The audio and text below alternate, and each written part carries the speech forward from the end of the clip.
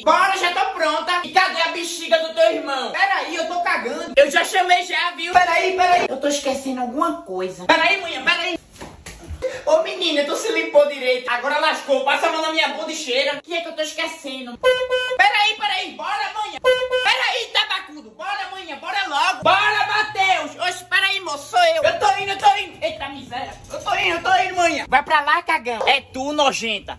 Ai, desculpa. Se fosse eu, a senhora gritava, quebra. É que eu não sou acostumada a andar de carro, não. Ei, negão, tem um chicletinho aí, não? Tem não. Que pobreza. A senhora tem como botar uma máscara, por favor? Meu Deus do céu, moço, eu sabia que eu tinha esquecido alguma coisa. Mas tem uma calcinha velha minha aqui que dá pra proteger se botar, né? Olha lá.